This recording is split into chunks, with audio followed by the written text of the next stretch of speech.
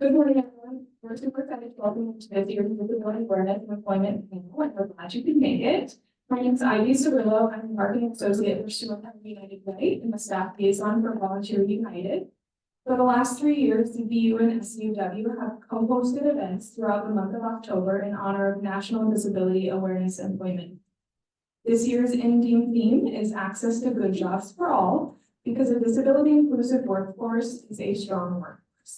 In today's panel, we're proud to feature 3 SEUW-funded programs and 2 SEUW board members. We'll discuss topics surrounding disability awareness, employment accommodations, accessible hiring practices, and more. But first, I'd like to introduce you to our volunteer activities co-chairs, Anderson and Madeline Synder over there.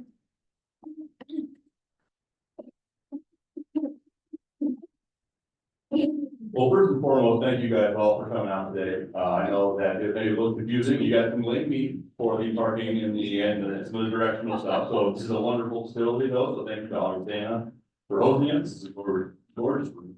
I went here too long ago now, but this wasn't here. And so I'm a little bit jealous now that the students get to enjoy such a space. I'm Brennan. I'm the co-chair for the events committee for the Volunteer United faction of the United Way. We host at least one activity each month to help engage the community with our funded agencies.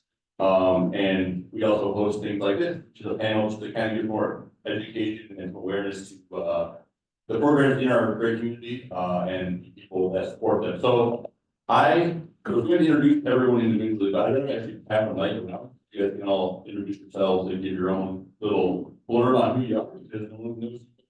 So I'm going to throw your quickly and we'll come around and then maybe we'll hop right into the panel of questions. So first of all, I'm a mom, and other than advocacy has been my life. It's my 49th year of teaching this year at Augustana University. We're supposed to retire, but I failed that, so I'm pretty quite good right now. So one of the things I created about Augustana 15 years ago was friends like such, because this is for anyone that's graduated from high school or at all ages, and it's a program, this organization where we hang out with adults with different abilities, community, and do all kinds of fun things. I have a staff of 5 Auggie students, 2 directors, and our staff. Are the kids that come to the events too and really enjoy meeting other Auggie students and adults. We had a banner last year, we had over 1,600 registrations, and we have over 120 individuals with different abilities that are things like, and we always want more. So, any adult would love to come and do some of these things. They can sign up for fun, they can sign up for fun, sign up for book. So our goal is to build friendships with college students and community members, all abilities, and it's natural friendships, long-lasting friendships. And first of all, everyone is welcome. People, all of them, students. and thank you, Julie. The Friendly program has been around for a number of years now, and I know that I've been involved in it, and it's been a great addition to the Augustana campus as well. So thank you for all of you do that. But I'll start here with Molly, and I'll let her introduce herself and pass down the line. Hello, everyone. I'm Molly O'Connor, and I am the Executive Director of Reach Literacy, and I'm also an accessibility advocate. And I wanted to give you a quick glimpse of why I came into this space and why I do the work that I do. I do it because of my dad. He was my entry point into this work. He had multiple disabilities, and growing up with him, I watched him navigate the world differently and have to find workarounds in order to navigate it. And often there weren't, right? And so I understood from a really young age that society expected people with disabilities to find workarounds in order to participate. Then I became a designer. I grew up. I started making products for other folks, visuals, information, things like that. I started becoming a leader in my field, and I understood the responsibility to remove those barriers and make them successful, but not the people with disabilities to do. It was not their job, right? It was mine. And I started understanding how disability was really a result of context and where within the society. And so I started getting into the field. my degree in accessibility, management, resources, and self-taught. The resources are out there. If you're willing to put in the work, I found my mentors, I found people with lived experience. People are willing to guide me through it and understand it. Really speaking publicly about it. I did it talk last year. I work with companies, including my previous company, to make their digital work more accessible. And so that's just a real quick, like, behind the scenes of what got me to this point. And then in January, I took a job with Reach Literacy, and I've been able to start implementing those things with our office. And I'd be remiss if I did not mention that through very United Way is a huge reason we are able to do the things that we do. They give us the funds to provide these programs and then to start implementing this accessibility that's needed. Thank you. I feel like I should sing Hit Me With Your Russia. Something. Okay, so my name is Julie Buggy, and I work at a company called RAS, which is Risk Administration Services with Secretary of Workers' Compensation Insurance. And I work as the VP of HR there. So I do all things HR. We do have other staff that help me with that, but anything from, staffing to compensation to management, training, and all that. So I've been there for 15 years. I also serve on the SEUW United Department and also as the chair of the HR committee in SEUW. Is an offshoot of the board. And then I also am on the board for Pathways to Inclusive and Equitable Cases. And Pathways is an organization that provides resources and best practices in the DEI space to workplaces. So that's fairly new, but I've been on the board almost since its inception. Thank you for having us.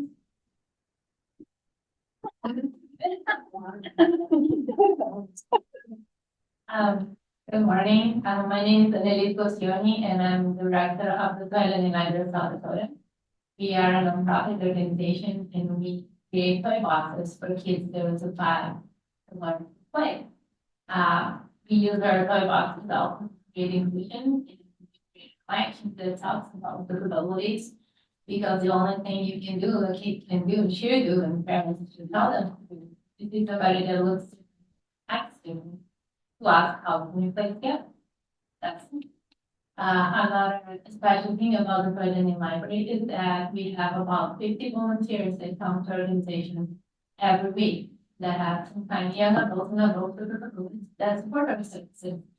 And it's good. And we also just hired our first person that has special abilities, and we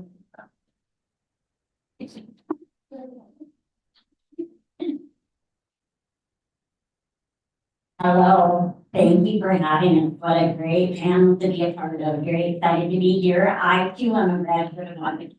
It's fun to be on campus, but like Fred was still did not exist when I was here. So it's nice to be back and see all the buildings and new buildings, and excited to be back on campus. I'm the Stewart and Employment Facility Resources Executive Director, and we are a nonprofit, and our mission is to provide businesses education, awareness, and resources to promote successful employment and inclusion of people. I've been in that position for 8 years, but I've worked in the disability field for 32 years now. So I'm a strong advocate for people with disabilities really to be fully included in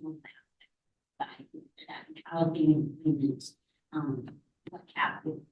I am married to a person who also uses a wheelchair. He has a spinal cord injury.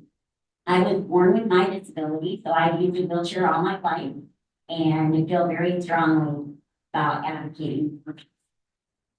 Thank you for having me.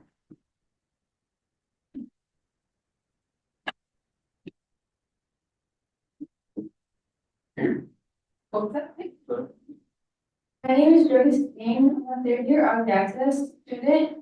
I'm from North Iowa, and I want to speak to you today. Responsibility for your microphone. That's because I am, and I am the next week the program director for Augustana, which is the state building comprehensive transition and post-secondary program. it's homecoming at Augustana, and there's like 14 events going on campus right now, and apparently they're all moving down. So, but thank you for being here. A little bit about all our panelists and our moderators, and so we'll kind of hop in here now. I think Jody and Jesse will have some questions for all our panelists up here, and let them expound on their experience and some of the things that they find in their own career that amplify the employment of people with varying abilities, and I'll work with them. I'll try to.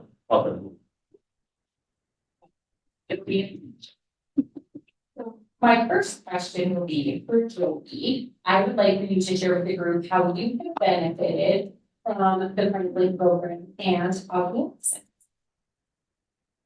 I've gotten the experience I have not done. I would have not gotten that kind of experience if it was not for the on-campus program on campus. These Toy Landing Library has both volunteers and employees with disabilities. How do you promote their strengths in your organization? Thank you. So what I think, and Vicky here is gonna correct me if I say something wrong. And so I'm like, maybe you can say something. But having so many people with disabilities coming to the library, and being in a place where everybody feels welcome, feels respected, and feels valued. It's what each one of us wants, right? If you have a disability or if you don't have a disability, there's no difference.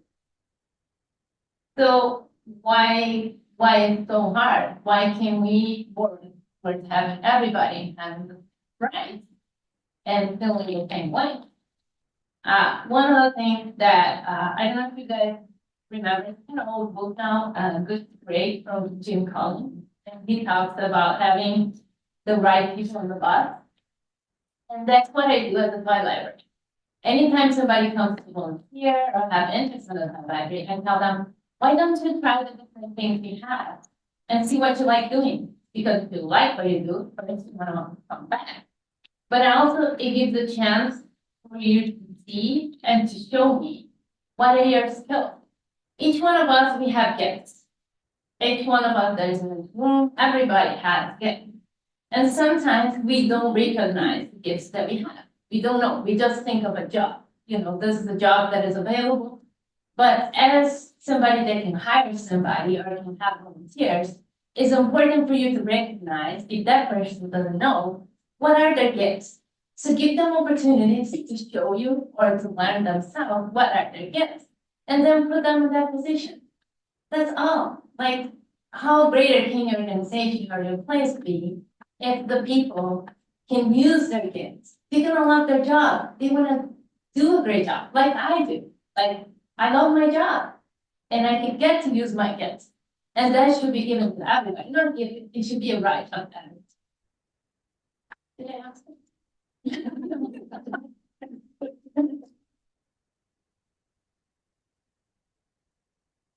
This next question is for Vicky. So Vicky, employment disability resources assist employers with finding employees with disabilities and ways to incorporate them successfully into their companies and work cultures. What misconceptions or biases do you see day to day regarding individuals with disabilities?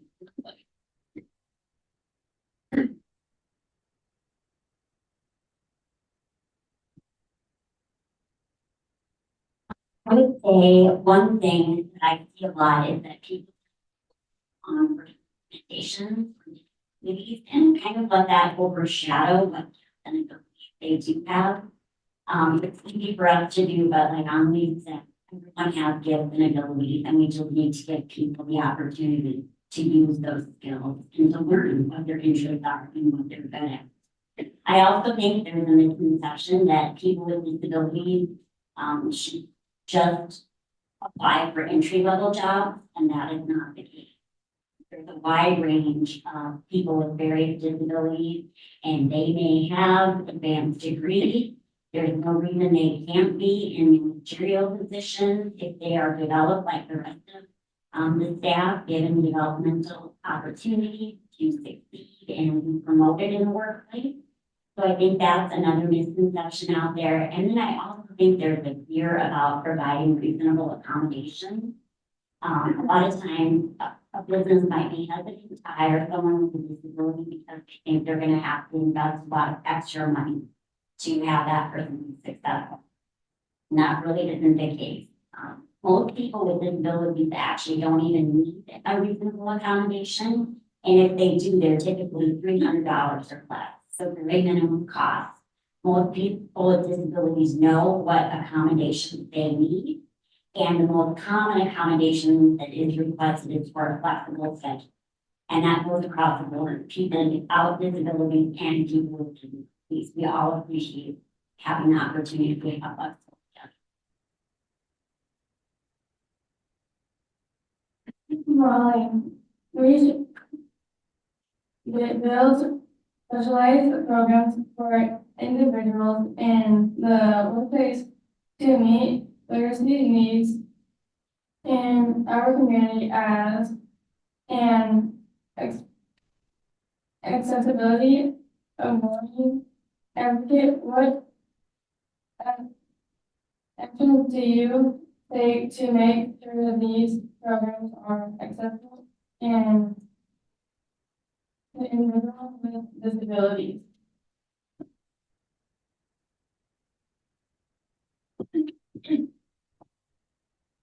Thank you. That's a great question.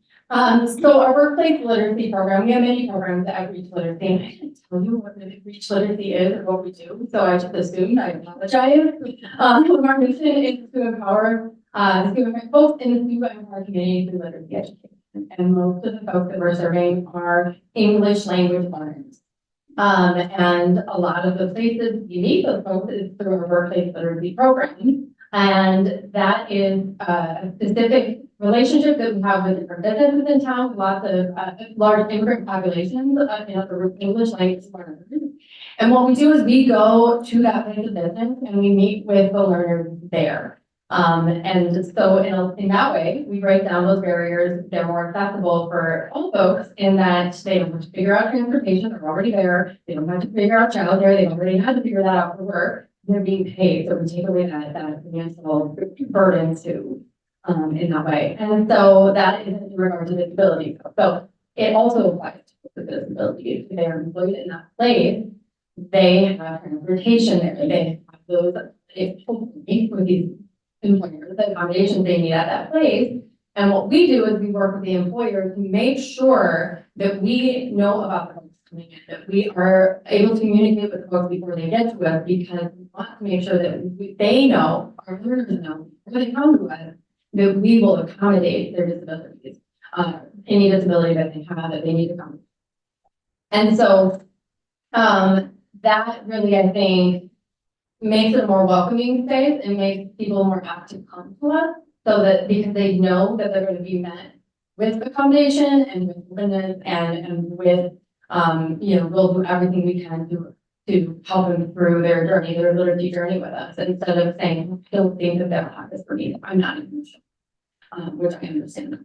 So we really work hard to take away those barriers and fear to show up to our classes. And you didn't ask about our new program because you probably don't know about it, but I have to plug it real quick because it is huge. We are this grant that we are working on literacy tutoring for folks who speak English, but are experiencing illiteracy or low literacy because of dyslexia or other disabilities. This is a new space for us. It takes specialized training in order to offer these classes. We've never offered this service before, and it will be fully up and running in November. And so that is another way we're trying to accommodate folks with disabilities who need our services that we haven't been able to reach. That is a great question. It is for adults, yes. Specifically adults the reason we're starting there is because a lot of these folks, have aged out of programs, or rather not aged out, but, you know, they graduated high school, you know, they're kind of out of those, requirements needed to get help out. And so they really have a much. We want to do that. Thank you.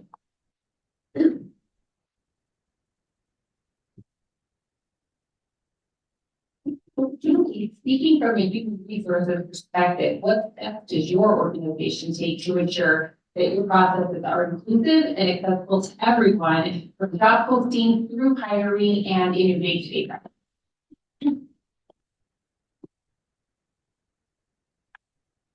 Thanks. Well, the first thing that came to mind as I was thinking about this question is just, you know, our managers, whether it's hiring or dealing with employee relations issues or managing performance, getting the job done, they're the front line. And so we've consciously done a lot of training, specifically around EDA, which is a legal requirement, right? And I remember, it's gonna date me, but the EDA back in the day was real specific. And used to say, okay, there's the list of disabilities. Is my genetics on there? Is that one we have to accommodate? And then, well, how many years ago was it to the like all inclusive? Like, well, it's even more than that. Maybe about, I'd say 7 to 10 years ago, I went to the ADAA, which expanded the EDA to basically be many, many things. And so at that point, you know, from an HR perspective, we took a step back and said, listen, we're not going to look at this as being, we're going to train our managers on how to engage in an understanding. And, you know, physical disabilities are, you can see them. Think about the kind of the DEI iceberg, you know, the things that you can see and the things you can't see. And other abilities can be under the iceberg. Maybe that somebody's struggling with mental illness, has some type of disability, has a diagnosis of ADHD, or, you know, some of these other things. You can't see that. And sometimes employees aren't willing to share that. But I think that having managers learn to try to identify some of those things, not specifically that they have to identify it, but talk with that employee. You know, even if they don't have something that's on the list, what do you need to be able to do your job more effectively? How can I help you do that? And I think somebody said it used to be kind of a thing for managers to ask that we kind of, you don't want to know, you can tell us. Like, we don't want to know. And now training is about, no, you need to engage. You need to ask them, what do you need to be able to do the job more effectively? And we often find that sometimes employees that are struggling, they just need an accommodation, and it could be a flexible schedule. It could be, I recall this one employee who was having a significant anxiety. And she was working from home, so was not, which was a benefit to her. That was very helpful for her. But her and myself and manager, we talked several times to try to help her figure out how she could more effectively do her job. And the flexibility was a piece, more breaks was a piece. It was also the way that the manager presented work to her. And she ended up, she's no longer with us, but she ended up really truly being one of the best employees. And she was struggling majorly before we really engaged in that process. And honestly, we could have said, and the manager was kind of going down this path. She's not performing the job. She's not getting work done. And it's not done effectively. When we worked with her to figure out what she needed, turned it around. And I've used that example a lot. That manager learned a lot with that experience, and I did too. So we do a lot of other things, but that was the first thing that came.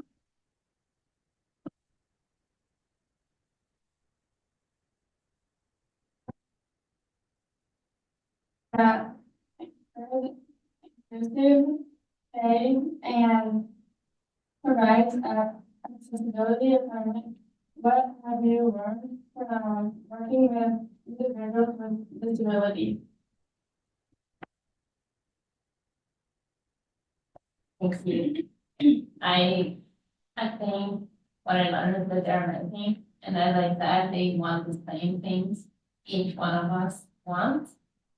And if you just take the time to help them figure out what are the kids, as you said too, what are the things they need to work.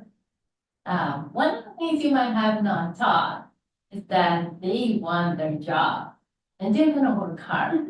And the training, the retraining you have to do is very little. That's so impressive. Like I have people that have no disability and I have to be retrained over and over and over. My employee with disabilities, he got this. Like it took us a little bit time for him to learn. He has his routine, but he does a job that I don't give to anybody else because I know his skills are amazing. He's very detailed on his job, and I don't have any doubt that he's working excellent. So I don't need to retrain. I don't. So it's just like giving that first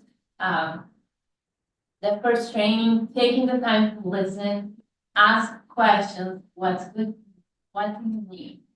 And make sure also that the person feels as part of the team, like anybody else. So the same things you do to anybody else, you the same way.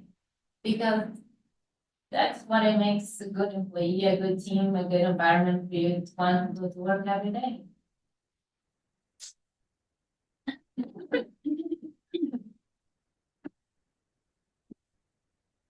Molly, as an accessibility advocate, can you share what actions you have taken to make sure that your organization is both inclusive to your customers and to your?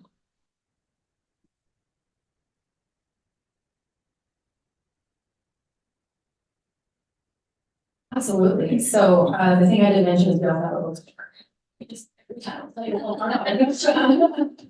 So we have an donation base for, for. So when you ask that question, we're talking about our workshop patrons, our staff, our learners, our program staff, and all of the volunteers in a large number of people. I think one of the first things I want to point out is that we have a more space now that and it used to be incredibly in the south, very narrow pathway. You know, I wasn't there at that point. I did it as a patron, but I can tell you how wide they were. I'm sure they were not ADA compliant.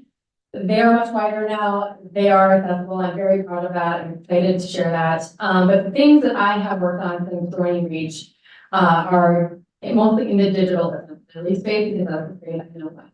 And they are also some of the easier things to tackle. In the 9 months, it has been easy to undertake these things and to start with them. And that is in our communication with folks digitally, we are making sure that we're including image descriptions to describe the images, which is what all text does, but image description paints a clearer picture. And so that's not a necessity, but I think it's important. So we include that in our social media. When we do stories on Facebook or Instagram, when we're talking to our people, we make sure that we have captions so that if somebody is just watching it without sound, they can access it, or if they can't hear it, they can access it. Other things we consider with web, email, social media, any images is for contact. If we are putting text on the background, we're making sure that the colors are for people with vision or color blindness. Additionally, if you're putting text on it, we're making sure that is inscribed in the social post for the email or the website because text on an image is inaccessible for you to read that. So we're trying to consider all of the tools that people are using to our content and making sure that they do so. Other things that we are always making sure that we're doing is having inclusion in the imagery that we're sharing. I think nonprofits are better at that because we're showing up to what we're serving. I'm roles, there's a with it there, but making sure that there's diversity and color, body type, disability, age, everything. Considering all of those things all the time so that you're not making your pieces look just like yourself. And so that's been something that we're considering and making sure we're implementing all the time as well. And then lastly, this is a new one, is our website. Website, which you there. One is one you can shop on, the other one is for our nonprofit. That is the thing I want to tackle in 2025, starting the ball rolling now, but that's an expensive project. That's not something you can do overnight, even if you're a web designer, and I'm not, we need a higher budget. But making sure that you are working with somebody who values, understands, and can implement accessibility in your website. And so we are going at that conference now and making sure that we are really cognizant of it from the beginning of the project. Because building it in at the beginning is much easier than to remediate at the end. It is good if you try to build in the accessibility at the end. So that's the next step. That is a touch point with our customers, our landlords, everybody involved with Reach. So those are some early steps, and we have a lot of more work to do after that. As they are, if you guys ever have any questions about digital accessibility or anything like that, as a board member for Pathways, we have presented with the chamber an entire presentation on digital accessibility and things like that. So it is a free resource. If you guys want it, I'm more than happy to share it, and you'll also reach out to the as well.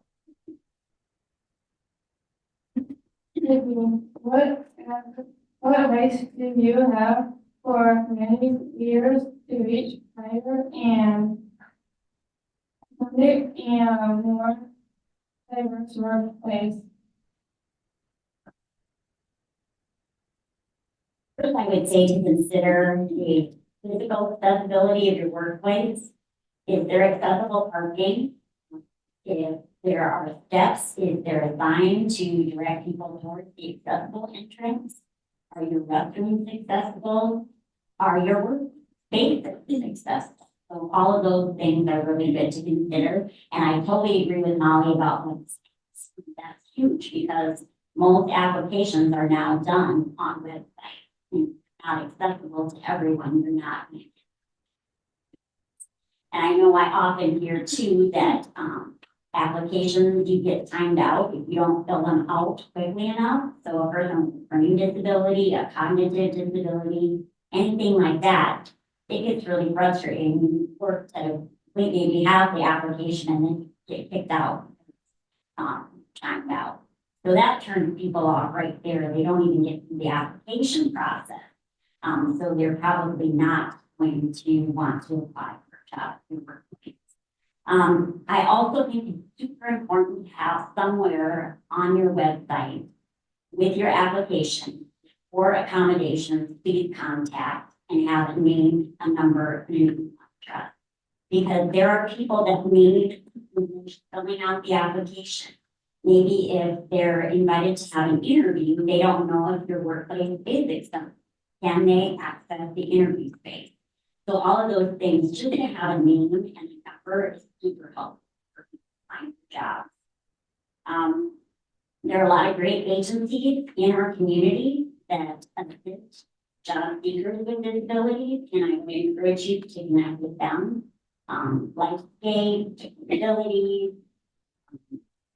state agencies, both rehab, they're finding visually impaired, on access, other colleges. There's a lot of resources to tap into finding.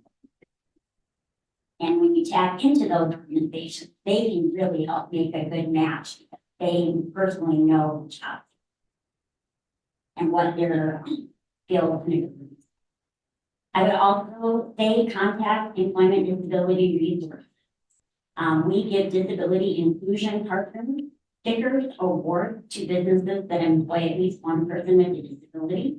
And what we found is that job seekers go onto our website and look at that list because they know at least somebody's been hired.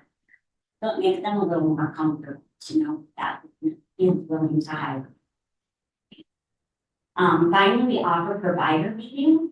So all of our job providers in the community that work directly with job seekers, we have monthly meetings where we'll either go to a business and get a tour and learn about their open positions, or we'll have a virtual meeting and we can explain what their positions are, what reasonable accommodations they've offered to other employees they've hired, just to make that connection and make things a little easier. We also do a lot of disability etiquette because sometimes people don't have experience communicating with people in their peers. So if we can kind of knock down that barrier before even someone's hired, I think it's super.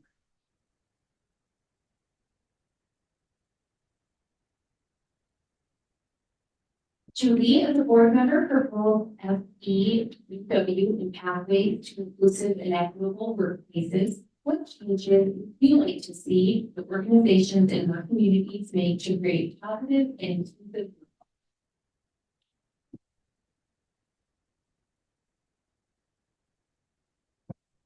That's what I had to think about a little bit. So, you know, I think I'd like to see organizations just being respectful and more open-minded about things. To Vicky's point, there's a fear nest sometimes. People they're afraid. If they see something that's different than them, if it's visible, they're afraid of what to say. They're afraid that they use the wrong words. And I use the wrong word all the time to say, I try to be mindful, but it's hard, right? It is hard, but you do need to think about it. So I think, you know, that open-mindedness, if I take a step back and think about it from a diversity, equity, inclusion, and really inclusion standpoint, I think our world is a little bit hurt right now. I think that it is a hard time for DEI. And, you know, I have colleagues, HR folks in the community, some other organizations do absolutely outstanding work in this space. And they're just doing wonderful things and they're talking about what they're doing. And I have other colleagues in this community where their organizations aren't willing to go there. Or they did go there and then come back. Yeah, not gonna go there anymore. And I think that's gonna be real detrimental. The reality is if everybody's in a room and leaders that are here, you know this, right? You're in a room and everybody's just like you, what do you get done? You might make decisions, but there's no diversity of thought. It is my opinion that in order for businesses to be successful, you need to have diverse folks at the table. You may disagree, but that is going to impact the bottom line positively. And I hope that the businesses can understand that. I think that, you know, this was a hard question. What would I change or what would I want to see change? It was a really hard question, but that's what came.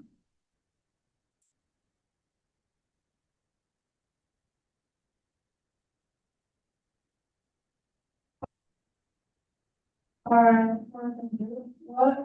is a common challenge you see when it comes to inclusion and of individuals with disabilities, either in a workplace or society as a whole?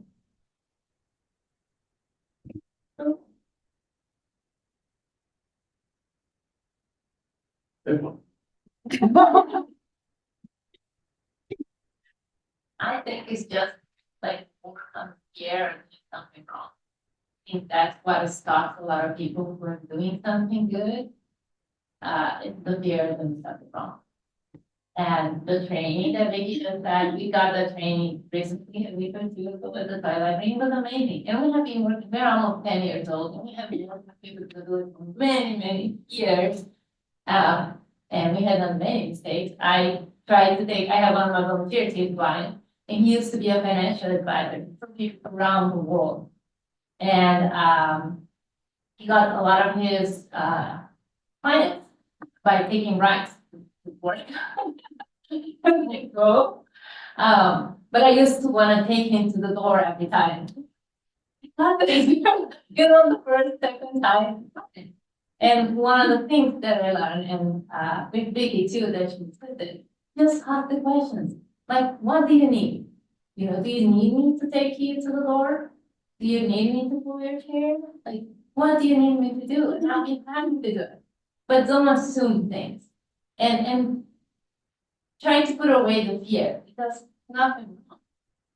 Just saying something, it's okay to be silly, it's okay to make a mistake and learn from it.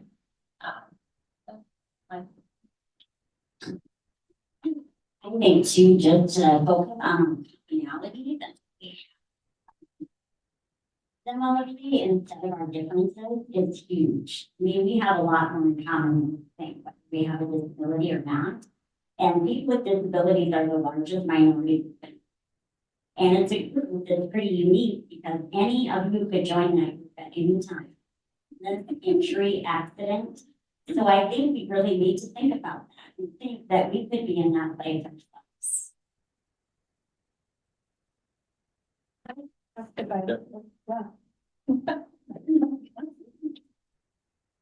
gonna kind of build on the feedback thing, of being open to feedback. I have met many people in my journey who, not necessarily without disabilities, who are making decisions for people with disabilities, and use things like the ADA as a challenge. They have to. Did they talk to anybody with a disability? Did they have people come in? Did they seek out, more information other than just, well, legally, I'm not gonna get food, it's okay. Many times no. And many times they don't want to hear any sort of criticism or feedback, no matter how you approach it.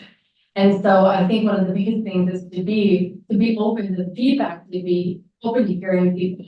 And to always include people with disabilities when you're making decisions about accessibility. And if you don't have one, you don't have a specific kind of disability that you're deciding for, or making a decision for, or the leader, just any sort of decision for somebody else who isn't you. Making sure that you're including.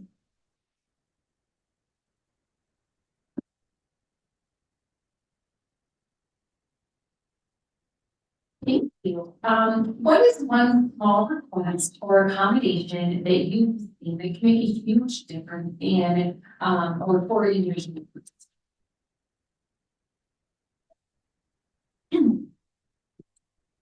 So I don't know if it was a huge difference for this individual, but it was significant. We hired an individual, who was a little person, and that's how we like to be, referred to. And he finally came to my office one day and said, Julie, sign up sheet for the company. I don't know like that. And I can't reach it. And it never dawned on me. And we did a lot of signups at that time that way. And it was not accessible to him. He could not reach it. He didn't want to have to ask somebody to do it. So we basically found a step stool that we put by there that he could roll around and he would step up and sign up. So it was a little thing, but it made a difference. And he wanted to do it himself. He didn't want to.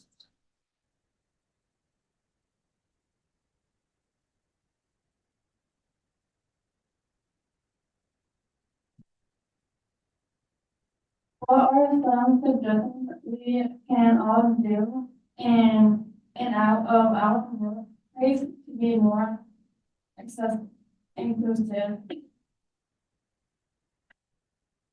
I would say immerse yourself with people with disabilities, get to know people with various disabilities. And again, that will show us how much we have in common rather than our differences. We have a lot of great organizations in our community, different ways you can be involved and get to meet people with disabilities and hear their stories. I think hearing personal stories makes a huge difference too. Just to know people better. I think that's huge. Ask people what they need. It doesn't matter if you have a disability or not, we all need things. And I also think it's super important to invite people to be a part of things. I often feel the person with a disability, I take a lot because I need things. But it's so important for us to be able to give back to our community. So ask the person to be on your board. Ask the person to participate in your company picking. Make sure that they're involved in. It's too busy to be in your work. Yes.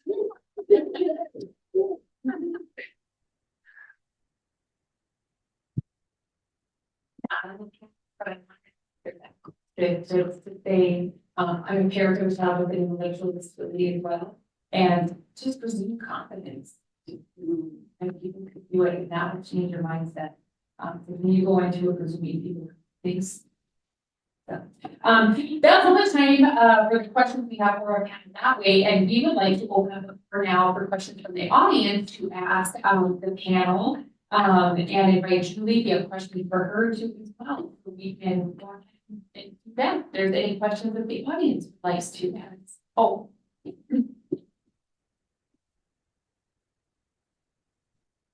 I think one of the things that you're talking, I remember that I want to say, we did hire a first person with disabilities when people say things like, thank you for hiring this person, I'm like, no, I'm not doing a favor to anybody. This person showed his work, and even his parents, like, thinking, no, I'm not doing your son a favor. This person did the work, his work was excellent. If he had disabilities or not, he would have this job because he's good at it. So that's another thing that I don't know how we change people's perception on it. Because like, it's the job well done and deserves. Speaking to Annalise's, sorry, Madeline, it's okay, point quickly. You are a superb example of what I, as a disabled and neurodivergent individual, would love more workplaces to speak to. Because the way that every time I'm in your building, office, whatever location, you speak so highly of your employees, and as me, an autistic and disabled individual, if I had coworkers, board members, employees, managers, superiors speak about me the way that you speak about your employees, that would mean the world. So also just think about in your own workplaces, can you speak about individuals the way that Annalise does? Because you might be able to tell people outside of the room how great they are and how great they're doing. I know you also say it in front of them. But individuals like myself don't get to hear that. We get to hear that we are difficult for asking for accommodations, or every time that we try to be included, or to just have our needs heard, let alone met. And so even just speaking about your employees or coworkers or volunteers the way that Annalise does will make a difference in their lives and everyone around yours. I want to stay on that actually for a moment, if I can. So Annalise's employee that she's speaking about, his mother works at the daycare that I take my son to. And so he came on as kind of an intern, I think, kind of, or a part-time worker for a while. And we were able to hire him. I'm on the board of the library. We were able to hire him about a month ago. And she caught me at drop off, and she was almost in tears. She was so happy about his first job, right? And to her point, he wants this job. He enjoys this job. He finds purpose with the skill and talent that he has. So I don't like speak alluded to what he does for you and kind of some of the things that he brings to your team, you know, more directly of the special talent he brings to your organization. So this individual, he is autistic, and it's pretty cool story. So when we first got there, he's very shy. Like the first meeting, he was head down, like all cool stuff. And with the time, like now you got him, there's music in the office, you can even so that melts my heart, because that means he feels safe, he feels respected, he feels part of the team. But he's very detailed on his work. For example, our toy boxes, they have labels and 4 sides of the boxes. And one time, there was one number different in one of the sides. I'm very, very, very detailed on my job. I don't believe I will have caught that. So that's the kind of thing he can see that nobody else can see. And that's invaluable. Like for me, not many people will close toy boxes, because that's the last inspection before those toy boxes get to the hands of little kids. And so not everybody can see those things, they can catch those things before they leave my door. And so that's why he deserves his job, like, does the job. No, that's great. I wanted to make sure that was known, you know, the talents that he had, things that not many people do have. And right, so what might be seen as a disability is actually a superpower, right? Right? So no, I want to make sure that was at least addressed. Is there any other questions anybody has, before we wrap up here? To any of the panelists or to Julie about Brunswick? Yeah, I guess good point. I'll talk a little about it. So what have you guys noticed just overall shift generationally regarding like self-identification or feeling comfortable saying like I have a disability or I need an accommodation? What have you noticed generationally in any shifts? And for those of us who are in the workforce or in a managerial position, how do you feel like we can, and it kind of goes to your point when we were talking about what accommodations you need or how are you doing? How would you empower managers to realize it's okay as long as you ask the question in a, person-centered and person-first way? What can we do for you? Kind of a twofold question. So I would assume there's been a little bit more of a shift regarding the younger generation feeling comfortable identifying, but I guess I don't know. That was my assumption.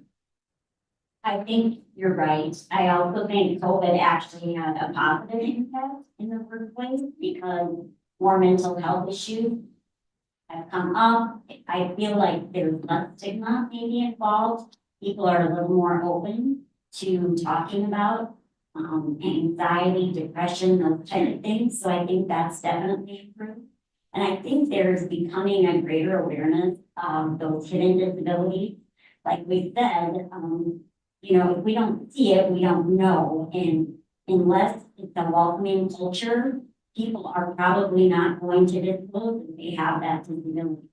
And that's a detriment to the employee as well as your workplace, because if they're not comfortable disclosing and asking for an accommodation, they're not going to stay with you. And we all know how important it is to keep our employees and not have that turn.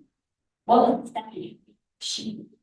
I kind of confused myself. I think, how would you give us any advice on how to approach a conversation with an individual who we suspect might be in need of some type of accommodation, but they haven't spoken up about it, and you don't want to, immediately turn to HR or legal, say, how do I need to word this so I'm appropriate? How can I just do it person to person and say, hey, is everything okay? Or what can we do to help you in your job and help you perform better? I think, So first of all, the one thing you shouldn't do is try to diagnose yourself. I've had managers come and say, this person has anxiety disorder, ADHD or whatever. I'm sure of it. No, you're not sure of that. And so you have to be really careful because I think human nature is that we think we know what it is sometimes and we don't. So the best advice I could give, first of all, I would tell my managers, number one, come to HR because I can role play with you. I can give you we've done it before. But if you don't want to do that or you don't feel comfortable going to your HR team, I think it is about just having that person-to-person conversation, helping them feel like you're a partner and not their boss. If managers could really think about it that way, we're partnering to get this work done. So what do you need from me? How can I help you? Or just, I've noticed that it feels like you've been a little stressed. What's going on? And just let them talk. Like just silence.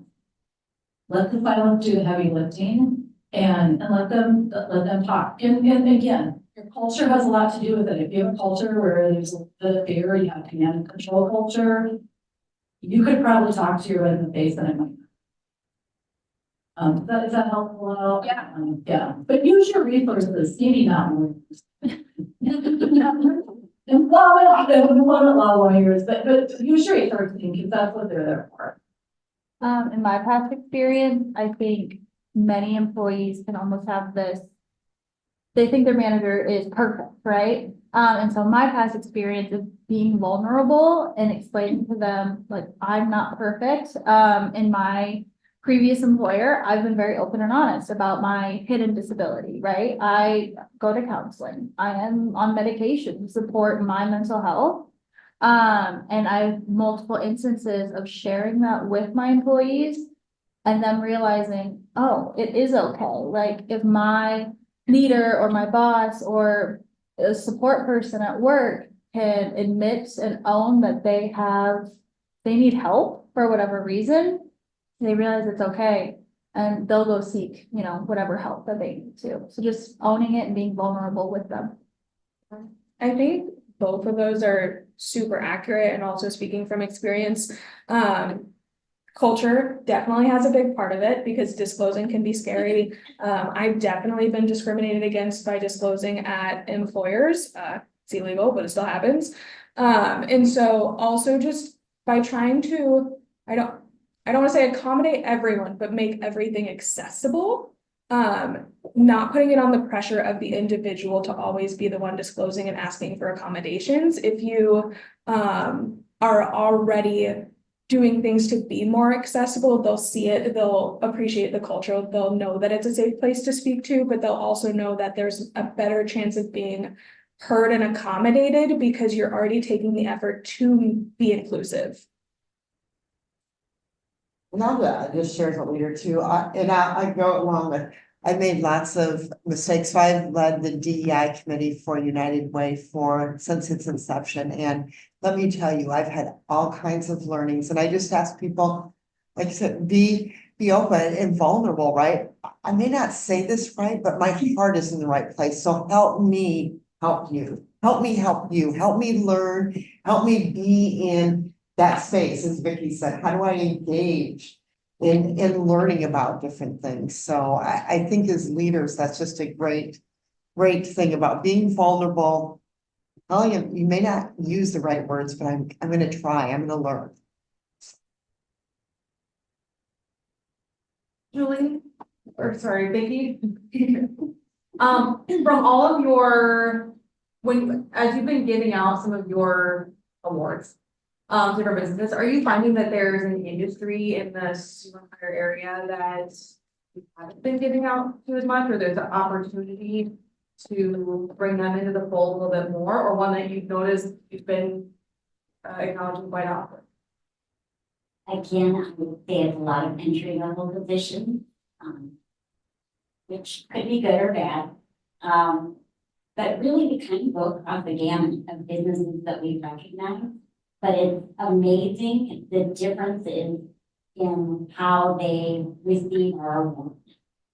For instance, last week we gave an award to the bank. They had their whole staff, their CEO, they had their employee with the disabilities. I mean, it was amazing. They were so proud of what they had done, and they want to be an example for businesses. Like, it's not that tough. We did it. They said we weren't trying to do it. It's just what we do. I'm like, well, not all businesses operate that way. So that was a really good thing. And the CEO told a great story about the employee. He also has autism and on a specific project. And the CEO came in one morning to visit with them and kept looking at the watch the employee. He's like, do you have somewhere you need to go? He goes, no, I have a project that needs to be done.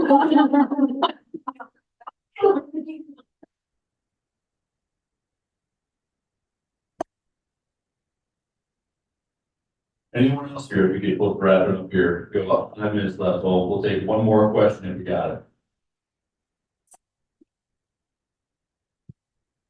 Oh, thank you so much for sharing.